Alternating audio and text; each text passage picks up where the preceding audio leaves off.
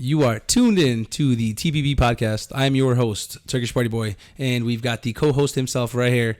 TEZZI, what's going on, guys? So today we got a couple topics we're going to go over. The first one being the most important, the Euros, the one and only. So let's get right into it. Let's hold on. Let's start with Mbappe's miss. All right, dude.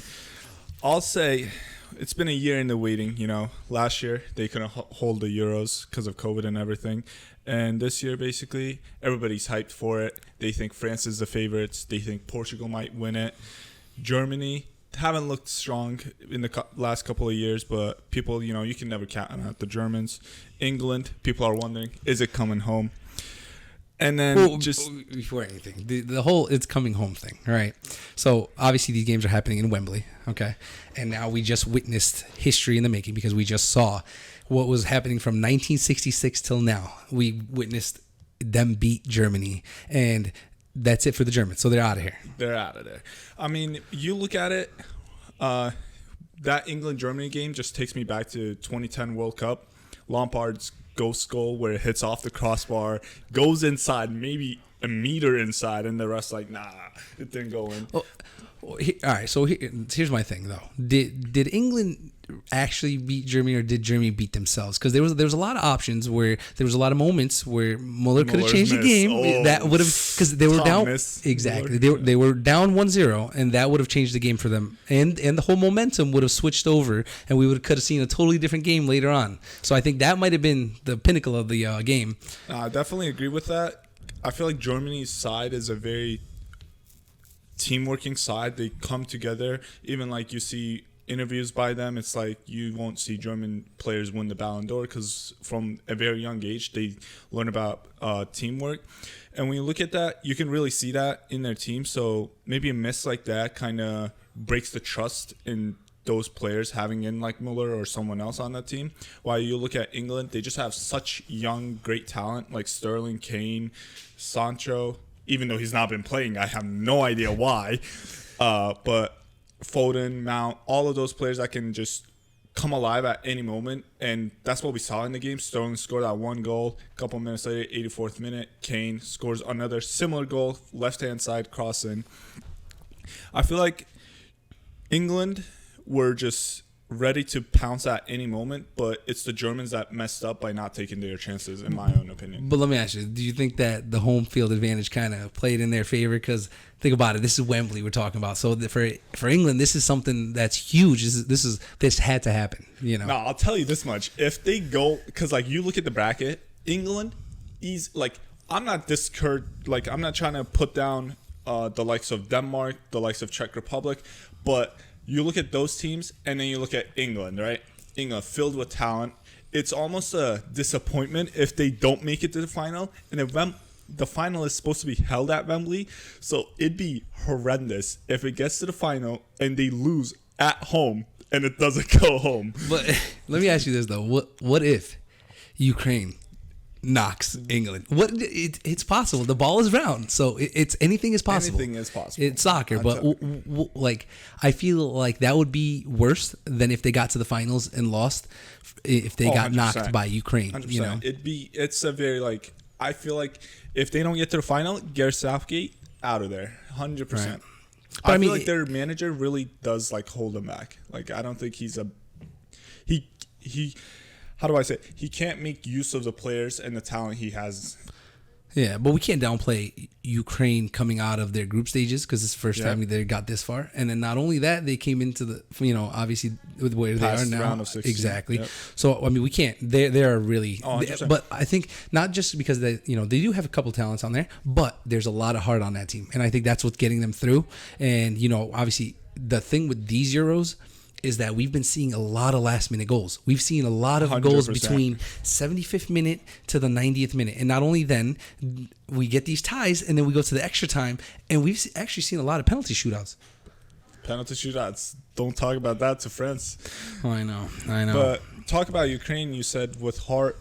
I'm pretty sure, I could be wrong on this, but I'm pretty sure their manager is Shevchenko. Yeah, right. The legend himself. The legend himself. He's been in big games. He's won a lot of things. He's Ballon played in d'Or a lot winner. of finals, right? So you know that he's installing that winner mentality onto these players that Ukraine has. And you look at the team Ukraine beat is Sweden. Sweden side that was very good in the group stages. When you look at it, they beat, I'm pretty sure, Poland, right? Forsberg. Yeah, maybe I'm wrong. Maybe I'm confusing Poland and Denmark, but Sweden, a very good Swedish side that came out of the groups, came to play, but you see Ukraine just basically playing with their hearts out and being one hand upper, like having the upper hand. And now they're going to face England, which is a real challenge for them, obviously. And do I think they can beat England? I'm going to be honest, no, because it is England at the end of the day. So we'll see what happens. But the big thing that we should really talk about is when you mentioned the penalty shootouts.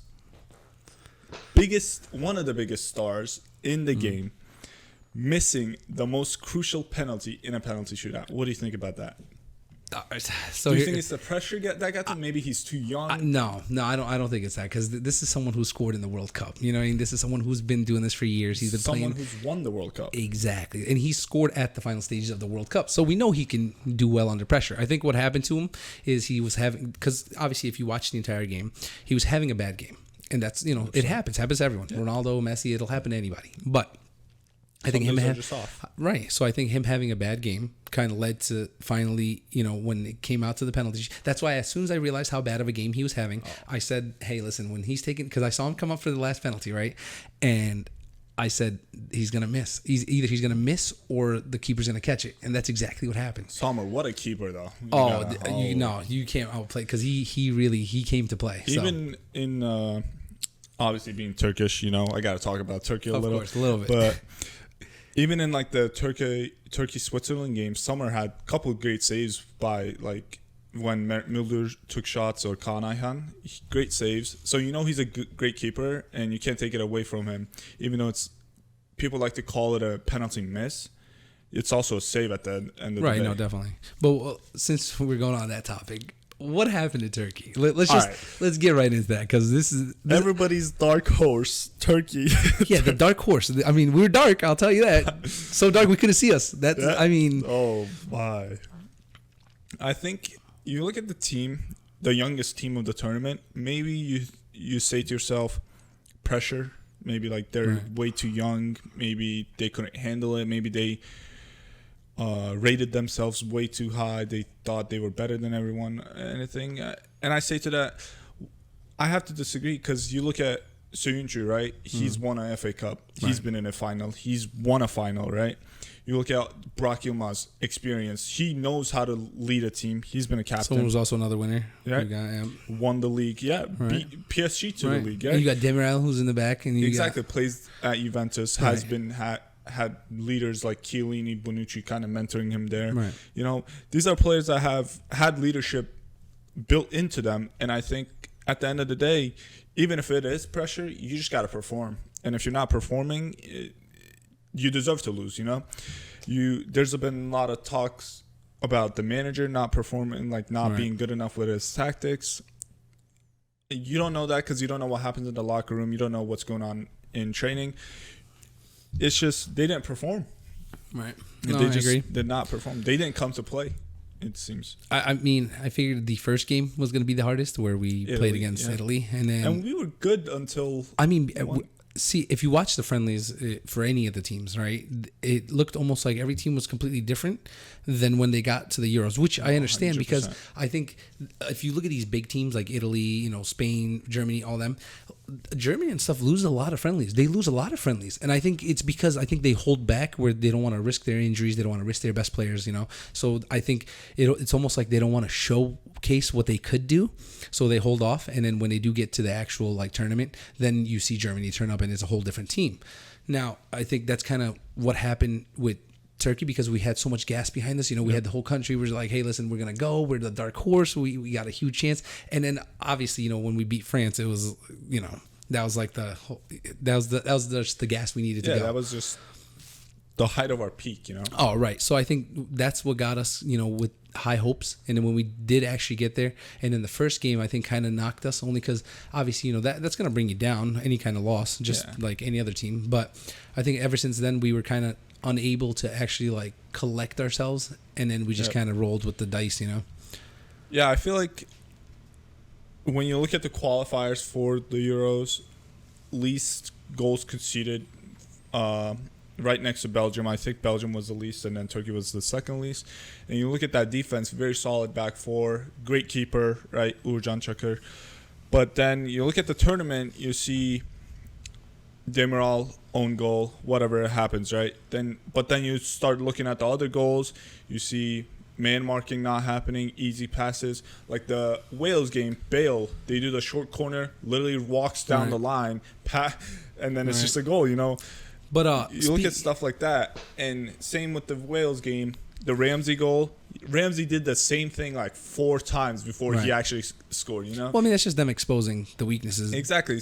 So at that point, I feel like you got to go back to the drawing board, kind of go over the mistakes you've made, and then hopefully continue. Because, like, before you look at Turkey before the tournament, you look at the qualifiers, they beat Norway, they beat Netherlands, you know? They were playing well, right? Then you look at it's almost as if, like, it's a Turkey from a different, like, it's a complete different Turkey. So you have to go back, kind of look over your mistakes, and then hopefully continue to do well in the qualifiers to get to the World Cup at the end. Because we haven't been to the World Cup in, 18 years, 20 years now?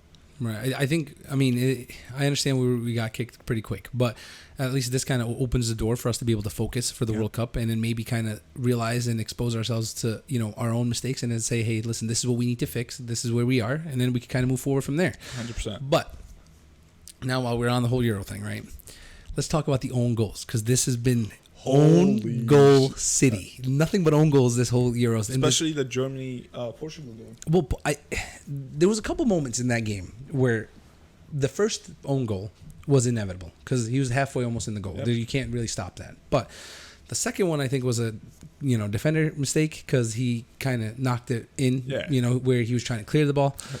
But, I mean, there's really not much more Ronaldo could do. Only because his team, right? You've got João Felix, who should have showed up. Okay, you've got Bruno, who should have showed up. Right, didn't show up also. Exactly. So there was a couple players, right? I think what was the downfall of Portugal was Semedo.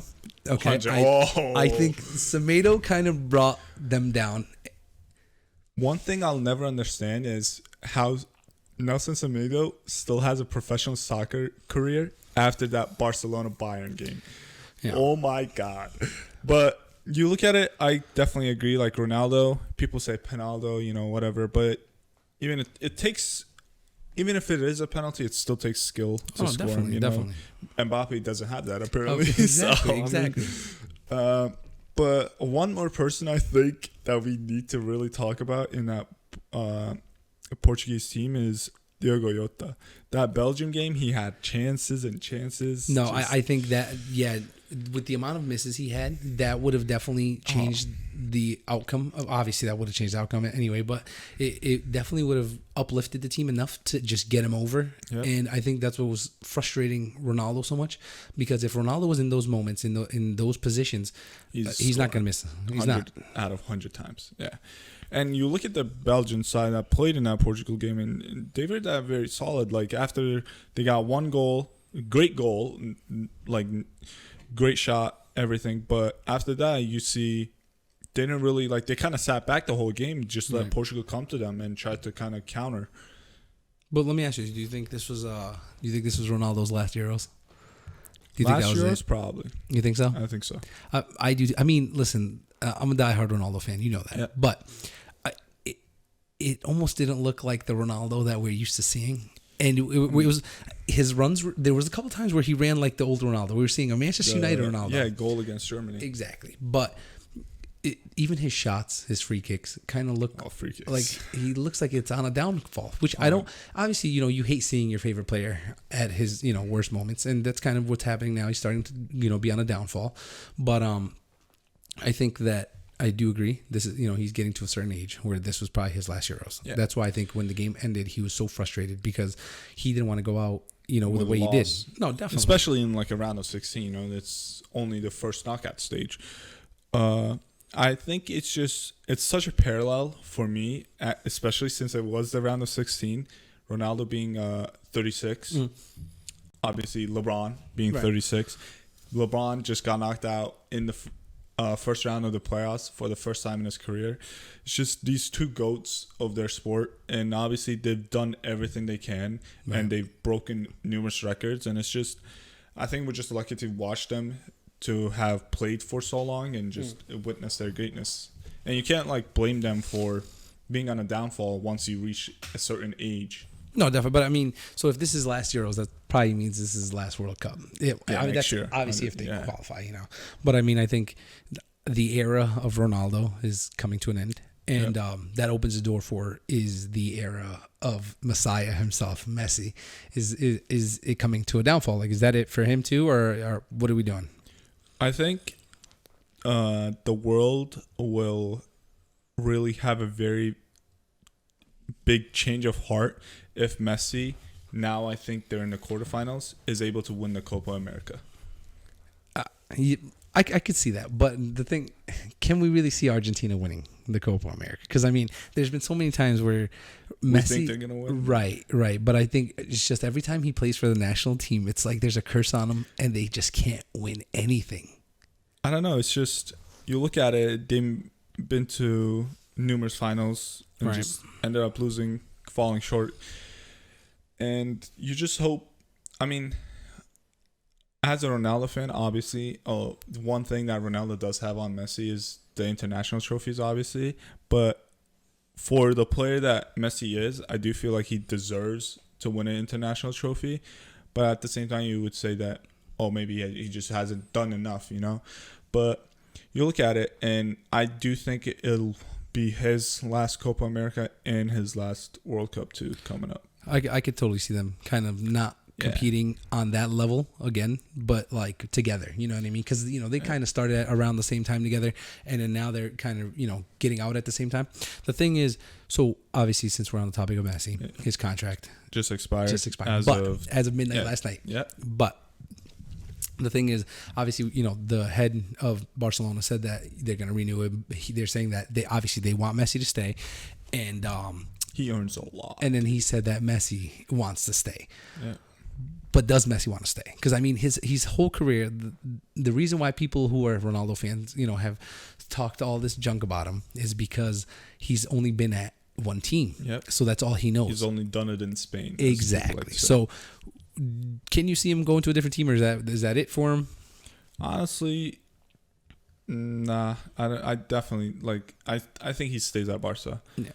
Like, would I want to see him at a different team? Yeah, maybe, but I definitely think like he'll stay at Barca, just finish his career there, and maybe finish his career. Like, I'm pretty sure he said before that he want to maybe retire in Argentina, where he first technically started. But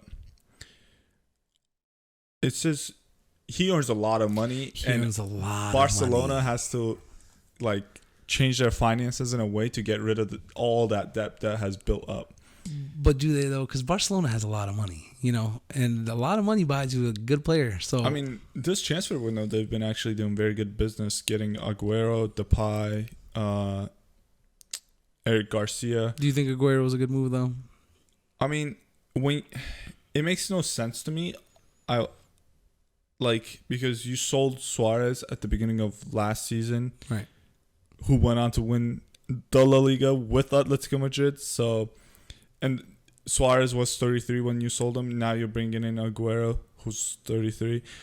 Maybe it's the move to, like I said, maybe it's a financial move to, like, rather than pay since it was a free transfer, rather than pay a substantial amount for a striker, get someone like experienced like Aguero on a free. But talking about transfers and everything, what do you think about Sancho actually finally joining Man United?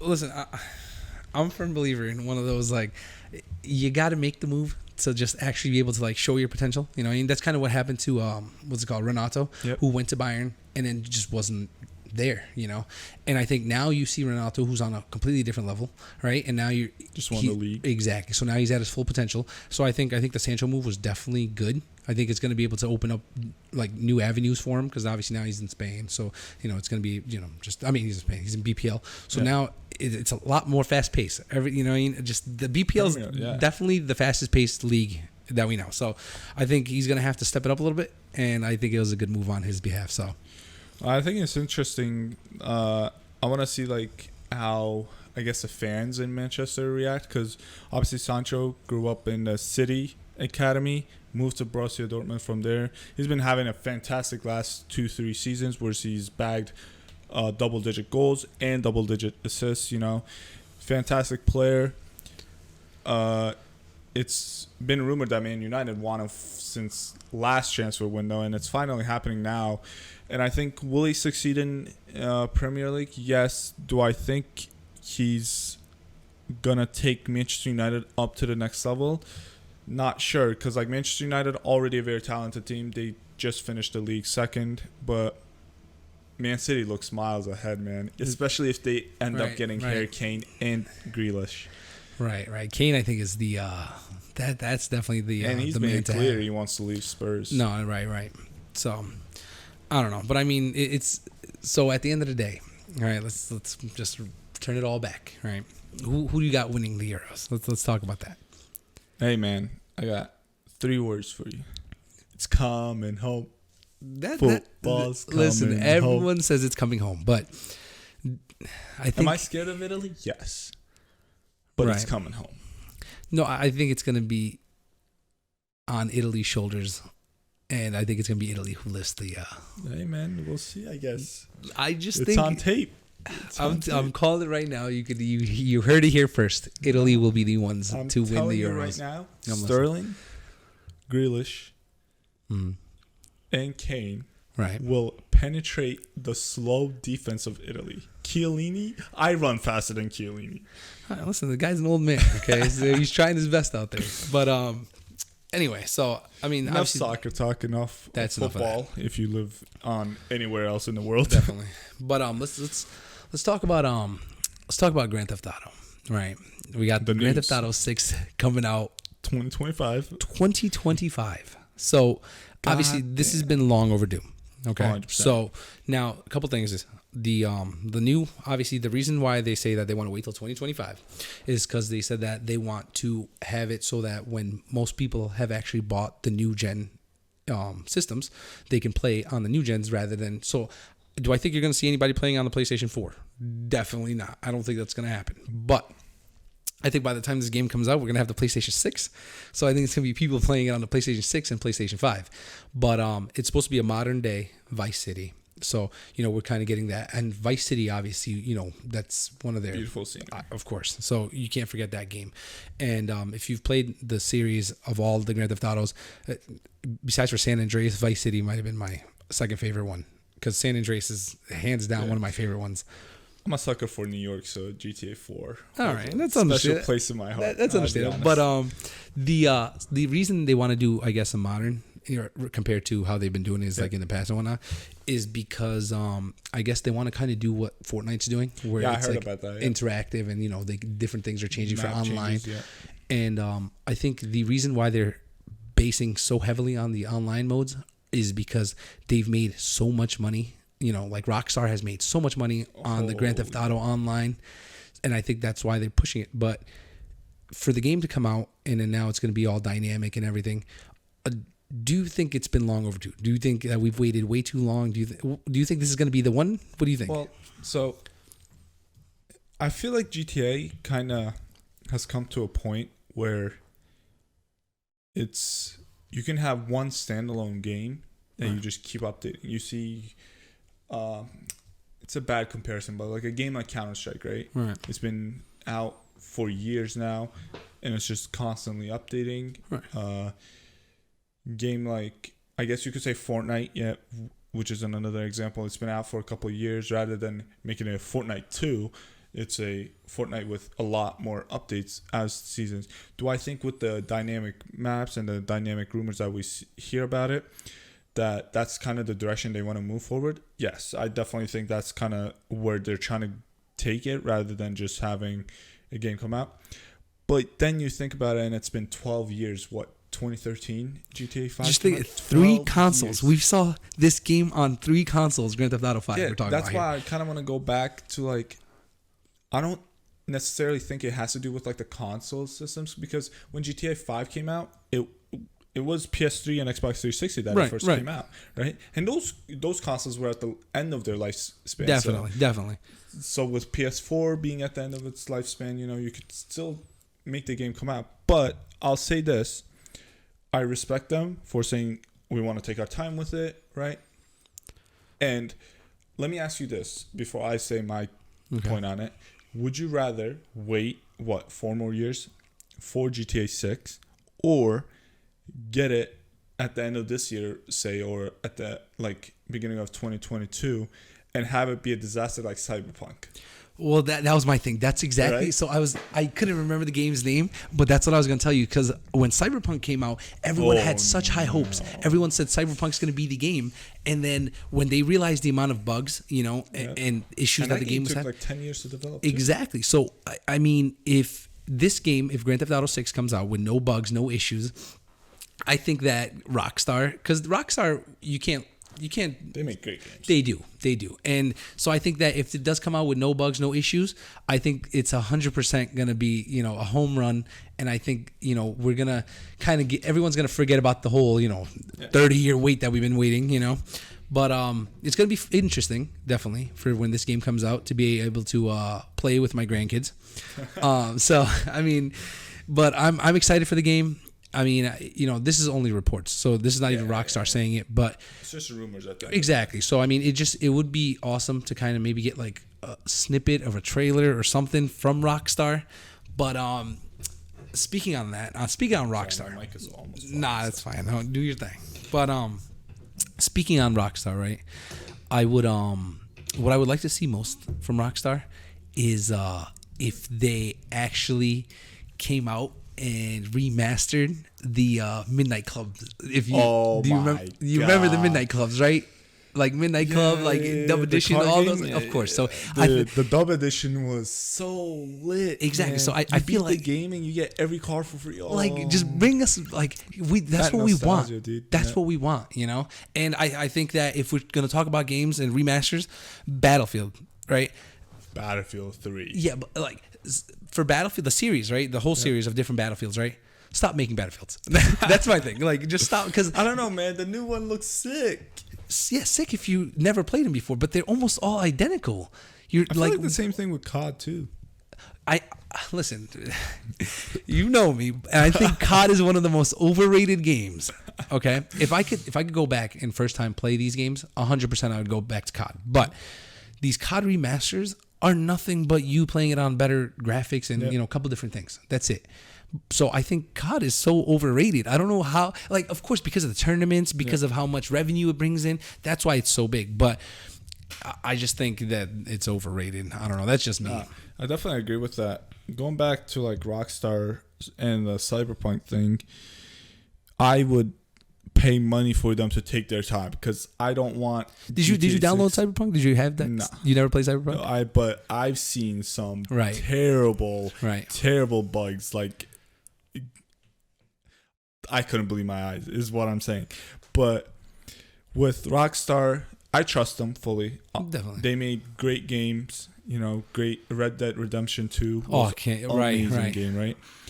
And I feel like if they take their time in it, even if it comes in 2030, not 2030, please don't take that long, but 2025, it should be a great game. Did you hear that this is going to actually be the first Grand Theft Auto where you could choose the main character as the female? So the female is apparently supposed to be like smarter than everybody, like kind of tech savvy. Yeah. And so she's going to be able to, like, if you choose that character, you're going to be able to like outsmart other people. You know what I mean? So I think now they're kind of them introducing a strong female character and then having that as an option to be the main character. I think that is kind of opening different doors for them, which is definitely what they want to do. So they want to just keep exploring. And I think so. Yeah, I mean, it was interesting to see that when they came out with that news. I didn't hear. Right. At all. So I had no clue about it.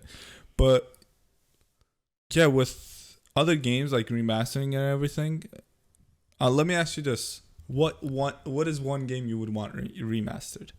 What is one game? Yeah. Like out of any game?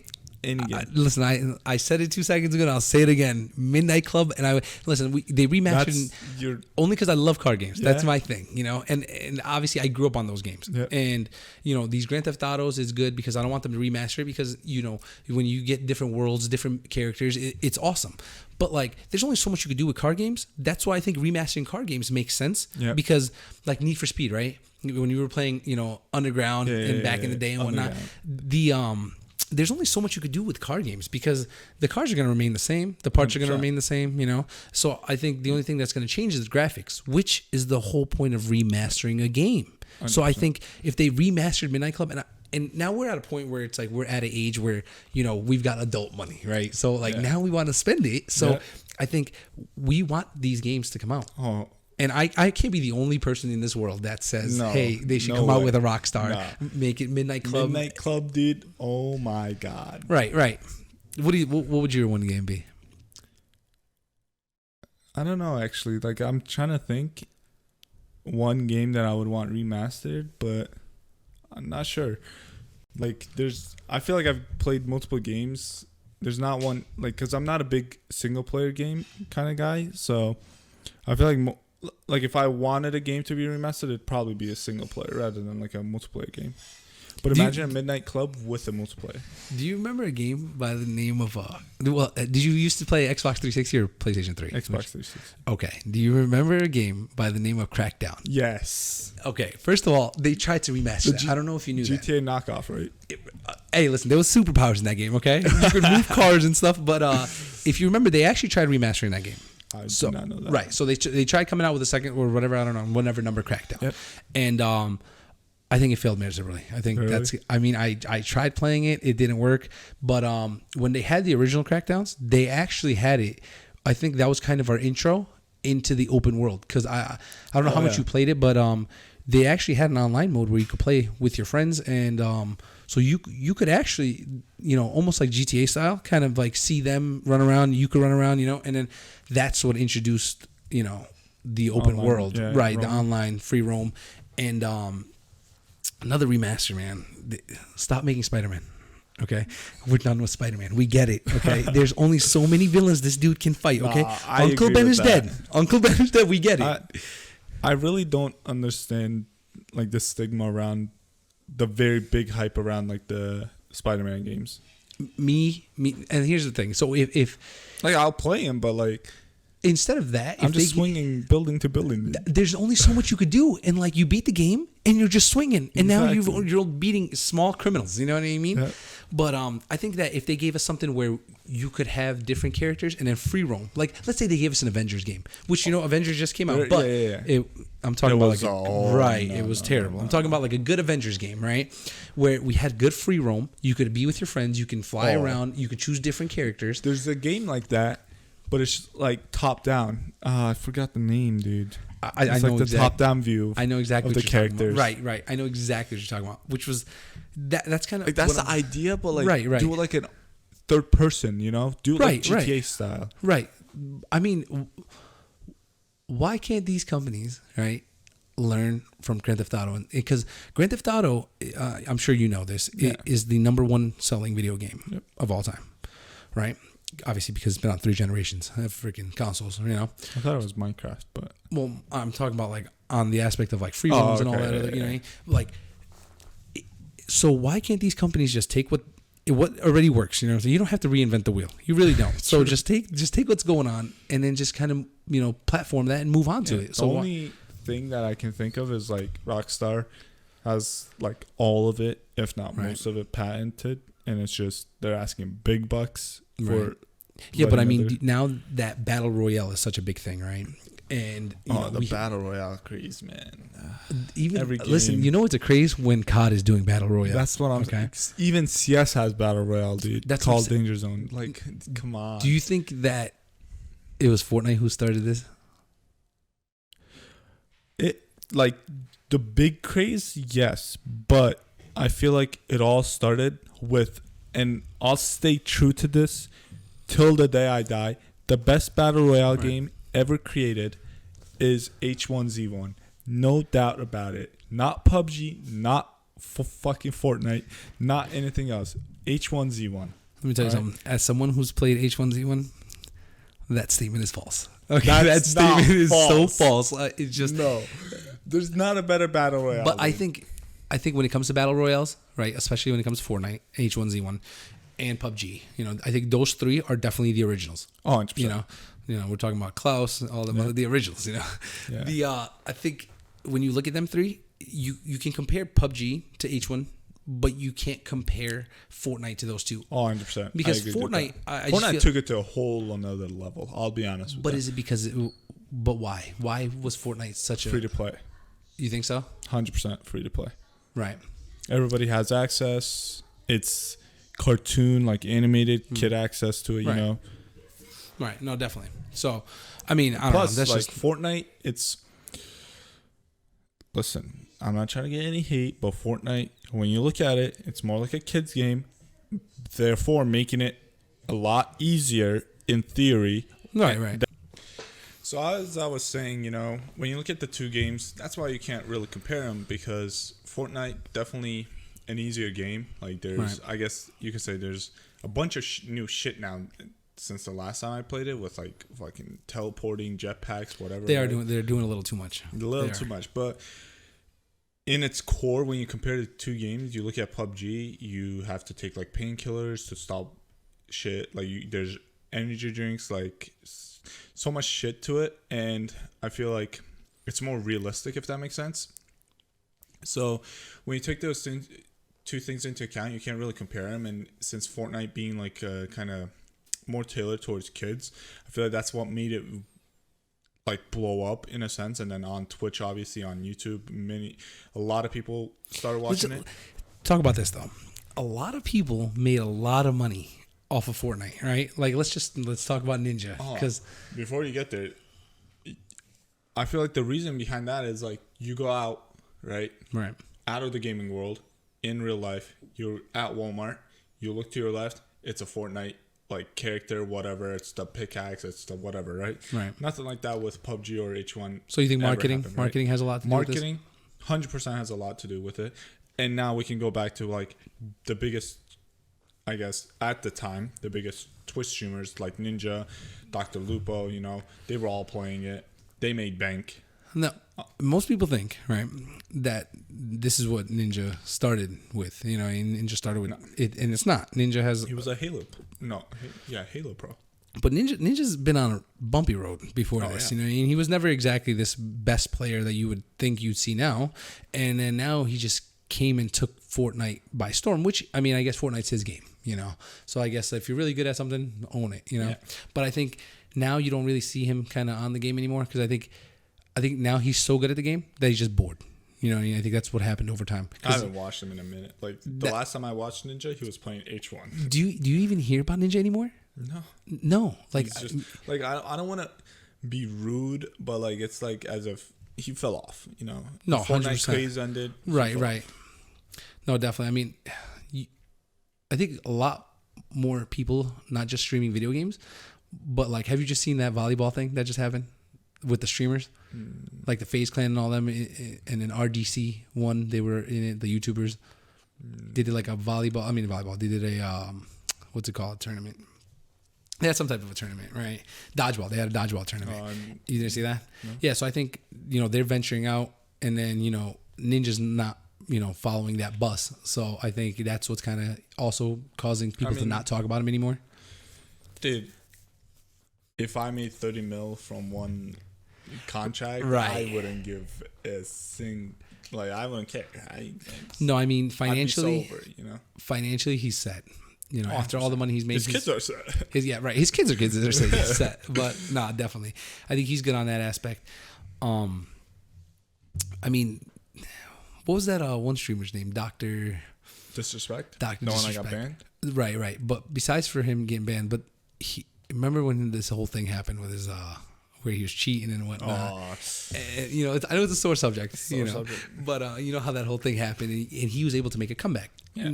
So, can you see Ninja coming back and then just kind of bouncing back with a different. Completely two different things. Though. Well, one kind of had to seclude himself, and then which the whole cheating. One, thing, he fucked up himself. right? But I mean, that's his personal life. Did that really have to come into his?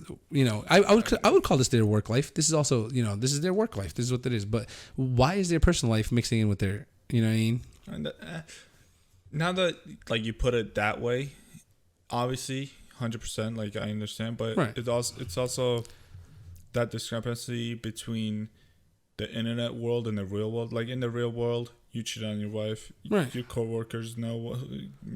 But like, see, so shit here's happens, right. Like you're not gonna get fired. But in the internet world, it's a whole different story, dude. Well, is this cancel culture though? Exactly, cancel culture. You're interacting with people on a day-to-day basis, and these people are people that look up to you. These people that think like you're some sort of like God. Some of them think like some of them start freaking praying to you. You know what I mean? No, I know. I agree. When it gets to that point, I think then people think like, and I'm not saying this should be the case. I'm completely against this. And like I watch streamers like XQC Trainwrecks, right, who also put this out there. People have this thing that they think these Twitch streamers should be role models, right? Oh no, guaranteed. No, it's not their job to teach your kids what to do and what not to do. All right, they have their life. Right. If Dr. Disrespect wants to go and bang hookers in Las Vegas, dude, he can. He should be able to do that. Exactly, it's his life. It's his life. No one can say anything, right? If Trainwrecks wants to swear and call everybody a bunch of bad words, right, on a stream. Right. I mean, that's the thing. So if you're like Twitch bans for a lot of things, right? Like there's certain things that I think there should, like if you're doing any type of racism, anything like that, 100%. Yeah. Okay. If you're promoting violence, guaranteed, I understand. But if you're over here dropping F-bombs and stuff, and now Twitch is banning you, you know what I mean? But Twitch bans for everything. You can play the wrong song at the wrong time and get banned, Dude. But hold on. Before we go on, right? Since we're talking about bans, let's talk about Indie Fox, okay? All right, listen. So let's, because I know you know more than I know about this one. So I think Twitch, right, is a place where there's a lot of kids, right? There's a lot of young audience, younger than 18, younger than 15 or whatever, right? And do I think that like I said, they don't have to be role models, right? But then there's a point where it turns from Twitch into a campsite, right? That you can't have that. You know what I mean? Twitch is supposed to be like it started off as a gaming site, and now there's the IRL streams, right? There's podcasts. Well, the IRL streams are more viewed than the video games themselves. Exactly. Now it's becoming a platform where you can stream anything, right? And then so the craze came with the bathtub streams, right?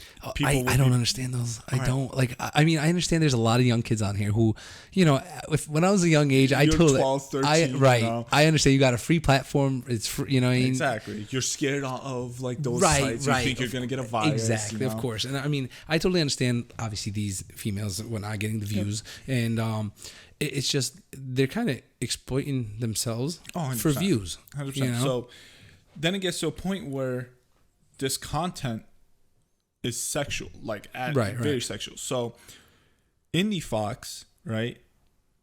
Was she sucking a microphone or something? She was. All right, she's doing yoga, something like that.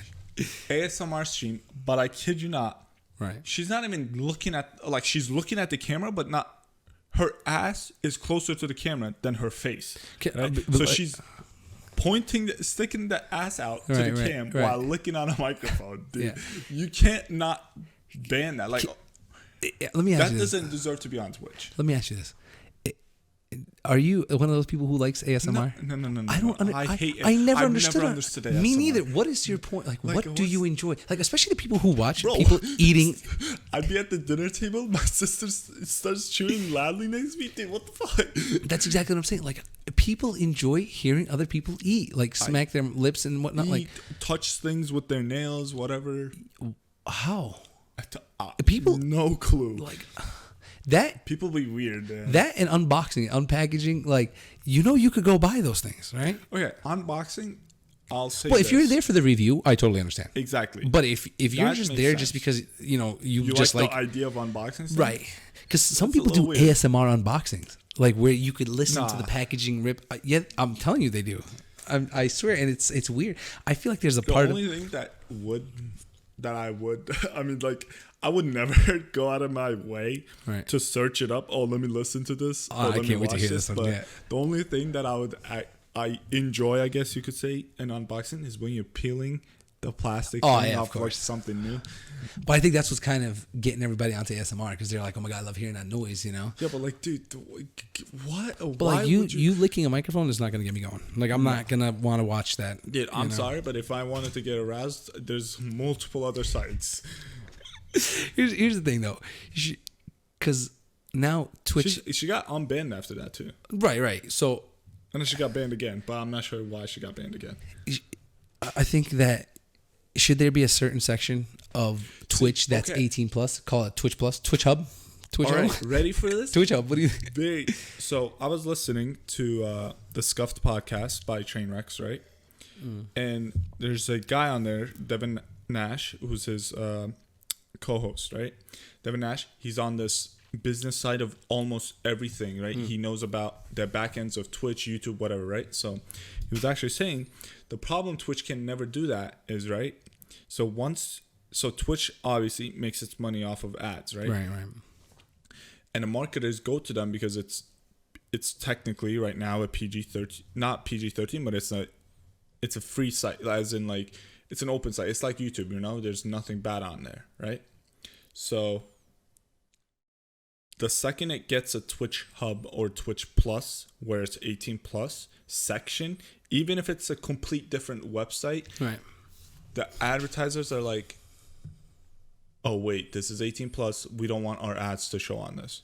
Well, I've seen some ads on some certain websites, So I mean, you could definitely still get ads, just You not can, but those kind exactly. of ads. You're not gonna get ads for like Fortnite on here. So apparently YouTube gets through that because, like, I shit you not, you can go on YouTube, search naked yoga, you see nudity. Right. No, Nudes, I agree. right? Yeah. YouTube apparently over the past like 10 years Right. built their own system that even if so the videos kind of get ranked in terms of like how safe it is, and their patented system makes sure that the ad, like if an advertiser doesn't want it on these, like if it's not They get to safe choose? enough, yeah, they get to choose Right. pretty much. It's an automatic system, but Twitch doesn't have a system like that. Now, forget Twitch for a second, right? TikTok. Okay. The thing with TikTok is there's a lot of content on TikTok that is borderline like, should this be out here? You know what I mean? And I think the problem with TikTok, this is my big issue with TikTok, and being 27 years old, right. TikTok opened the door for people who are older, right, in their 40s, 50s, whatever. Everybody's on TikTok, right, to view people, like especially females, under the age of 18. So now you got these females who are 17, 16, 15, 14, 13, and as young as 10, whatever. Right. And they're trying to be like their favorite TikToker who's twerking, So now you got this 13-year-old who's twerking, and now you got a 50-year-old watching this, So I think TikTok on that aspect needs to understand that they need to filter this type of stuff, like you can't just pick and choose who you want to block and whatnot, And I mean, yeah, I understand maybe sometimes people think it's like, harmless and it's just, but you gotta see the bigger picture in this one. Well, so with that, I'm gonna kind of play devil's advocate here, right? Right.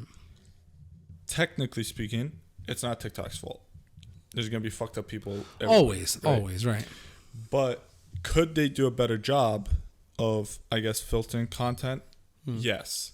But from what I've heard, TikTok is one of the, in terms of like full-on nudity or like partial nudity, one of the strictest. Like you go on Instagram, you can find actual porn. No, yeah, 100%. On Twitter, yeah. But I promise you go on TikTok, there's a different, there's a dark side of TikTok. Hey man, that's your FYP page. Maybe that's just my FYP page, but I'm just saying it's just, I don't know. But I'm all for the social medias. I'm all for the TikToks. Only because I'm all for like creative freedom. 100%. And it gives people a platform to be able to become, something more or something that they actually thought they wanted to be. You know what I mean? Like, okay, let's give you an example, right? Just based off of TikTok. Okay. So obviously, we're from Connecticut, right? So who do we have that became famous from Connecticut? I don't want to know, right? man. You got Charlie. You got Charlie and Dixie, right? Yeah. So these are just two females from the Norwalk area, right? And now they're living their best life, living their dreams, right? All based off of making a few seconds of dancing videos. And then obviously, we know Charlie's got a background of dancing. Yeah. Dixie's somewhat of a singer, she actually got a couple good songs. And, never heard of. Well, you should listen to it. Check it out sometime. Okay. And now, TikTok has been a platform for people like her, like them, and then Addison, all, just to become famous. Yeah. Basically, they are famous. You could call them celebrities. They're literally celebrities. Oh, 100%. You can definitely refer to... Dude, she has her own drink at Dunkin', bro. That's what I'm saying. It doesn't get... Right. So, like, these influencers become famous off of making a couple second videos. On TikTok. Yeah. Exactly. So I think that's awesome. I mean, if you're one of those people, all the power to you. Keep 100%. Doing it. Talking about like a couple seconds, you think about Vine, who came from Vine, Logan and Jake Paul. Yeah. Logan Paul. This guy just fought Floyd Mayweather, dude. Right. Like, you think about how big you can get. First off, on a personal note, I hate both of them. Oh, I was there. I watched the fight in person. Yeah. But I hate both of them. I would rather hang out with Logan than I would hang out with Jake, only because Jake just seems like a total asshole. Jake does. But Logan seems like he might be cool, besides for the whole thing that happened in Japan. But nah, I mean... No, I'd definitely hang out with... Honestly, I'd hang out with both of them just to see how they are. I guess you would say, like, off camera. No, I think I think there's a side of them that's totally different. Where that's it's like when it's just because you gotta understand they have to sell views. Yeah, they have to sell views. Yeah. They got to get subscribers. They have to. This is how they make their money. So I think they do it to a certain degree, just as a show. Exactly. Yeah, but that's just me. I don't know. But I don't know. I mean, would you want to hang out with them just to like? No, I would, dude. They got money, dog. We invite them to Connecticut. What's up? If they're taking me places, I got no problem doing it out. Listen, I'll call David Dobrik right now. Hey, he's been in a little trouble, man. I know. He's been on and off too. But speaking of trouble, okay, let's talk about my man Bill Cosby. Yeah, speaking of big trouble. Well, is he in trouble now? Because now I guess not according to Pennsylvania. Well, that's the thing. So, should they be reimbursing him? Because I mean, he did serve I think it's 2 years and some time, 2 years and some change. Catch me up with the whole thing if you have any clue. Because from what I know, I'll tell you what I know. He drugged people. I mean, that was the claims, right? So that was the claims of the people that were coming forward. Yeah. They were saying that he, put something in their drinks and whatnot. That's what and I heard, would drug them, and then obviously that's like the whole meme about it, right? Yeah. Right, and then take advantage of them. Yeah. So and then obviously he got convicted, and the whole thing is now the Pennsylvania Supreme Court, or I think it's Supreme Court, overturned it, saying that he got an unfair trial. Now, the reason that they said that he got an unfair trial is because apparently, I guess one of the prosecutors that he was working with said to him that if he cooperates, they would not charge him. Right. Okay. So, and then they kind of said, okay, listen, you cooperate with us, we're going to help you, we're not going to charge, we're just going to blah, blah. And then what they end up doing, they charge him. Right. So then he ended up getting... Technically lied to him. Right. So then now that he's out and now that, they overturned the, rule, do you think he needs financial reimbursement for his time in prison? I mean, 2 years of your life is a lot of time. And he's old. Let's not forget that. So 2 years of his life it could be detrimental to him. Let me ask you this. Okay. Is it still alleged, or it's confirmed evidence, everything? Well, I think that's what kind of makes it like iffy, because there's been so many people that stepped forward, and then at first it was like, okay, you had like 5, 6, whatever, and then the numbers just kept rising, so it's like, I think they had to convict it. Obviously, they had to figure some type of evidence for him to get convicted at one point, but I think it's kind of like the OJ thing where it's like now he was found not guilty. They can't, charge him again for the same thing, it's double jeopardy. Yep. So I think that's what happened here. He got charged for it. Obviously in court, you need beyond a reasonable doubt. Yep. So he got charged with beyond a reasonable doubt. They found out that he did it, right? But because it was a mistrial, like the way that he was actually in trial was wrong. That's the reason why they overturned it. You get what I'm saying? Yes, I understand now. So, but my only thing is, normally in these type of cases, when they get out after like serving, well, right. So after serving some time, there's got to be some type of reimbursement, because like 2 years of someone's life is a long time. I understand if he did do these things, all the power, don't give him nothing because he doesn't deserve it. That's what I'm saying. If there's any doubt that he didn't do it, then you got to reimburse him. Especially that's why I asked if it was still like a legend or fully confirmed. How much money? The guy, he's got money. Yeah, he's got money. I don't know. Do we know if he's like going for being reimbursed? Well, he hasn't really made any remarks besides for I think the only remark he just well, yeah, Cypher, yeah, I'm out of here. Peace. The only remark he's made so far was that I stuck to my story, I didn't change it at all, and then finally justice came into whatever. So which right. So I think at this point he's just kind of letting his representatives kind of go with it, roll with the dice. But I'll tell you this though, he needs a very good PR team to get back. Listen, whatever. Do you know what happened with R. Kelly? No. Okay. Well, if you don't, right. Whatever lawyer Bill Cosby used should hook up R. Kelly, because help R. Kelly out of here, But yeah, so R. Kelly just kind of same thing, got into trouble, Obviously, I don't know what worlds, because he was like, because I'm a little bit older, obviously, he's like the R&B guy, like that's his, king. You know what I mean? Yeah. The king, we'll call him the king.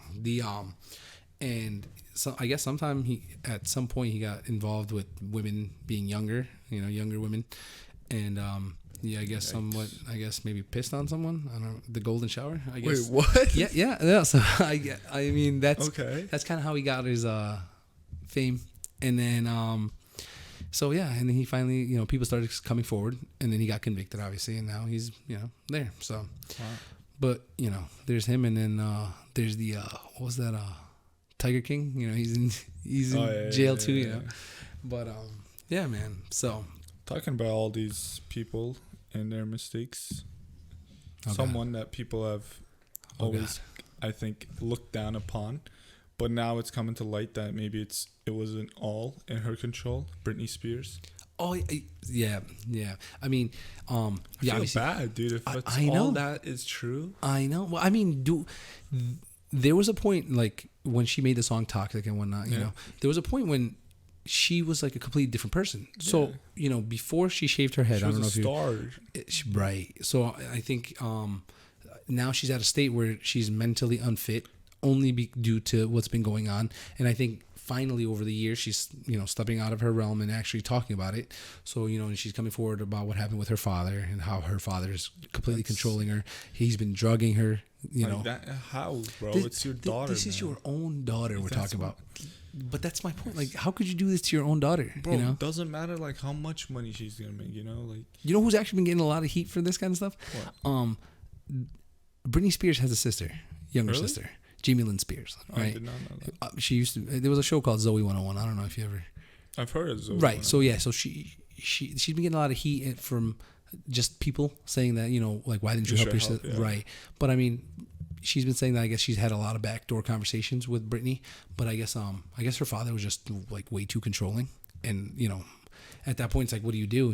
This is still your father, and your father's obviously your sister seems like she's unfit due to, I don't know if it's because of the drugs and whatnot, but what's the whole deal with what is it called? Like she's trying to get something. Britney is like her. Dad owns the rights or whatever. Yeah, I think. See, I don't know about that, so I'm not gonna, but I think it's just like he owns like some type of like control over her. Yeah. Right. That's why she's not able to like do what she wants to. Yeah. But I heard the control goes as deep as like he like doesn't let her go out like with her man when she wants to, and like with her kids and whatnot. She's like what, 30 something. Yeah. Like you gotta like, I know. So I mean, all the power to her. I hope she. I hope so. I hope she gets. Really hope so. I mean, I'm glad that this whole. She's right now. She's the most searched celebrity. Really? On thing on Google. So I think hopefully she gets it. She wins whatever, and then whatever her dad has coming to him. Has it, because I mean, it's just, this is your daughter, man. If you're doing this to your daughter, you know what type of person you got to be. I don't know, but listen, I think we had a great time. It was great. First one. The first one is out the way. So I got a couple things for the next one. Yeah, I do. I really just kind of letting the juices flow. No, I honestly didn't think we'd be talking this much. I'll be honest. No, definitely. But start with soccer. It's coming home, obviously. Of course, it's coming home still, huh? That's what we're going with. 100%, it's coming home. But listen, you had fun. 100%. Perfect. So you ready for the next one? Yes, sir. All right. Well, listen, thank you guys. So you guys tuned in. Obviously, hope you guys enjoyed it. It's been a little long one. We're gonna try to kind of do the same thing for the next one. And I guess as always, we'll see you guys on the next one. Peace.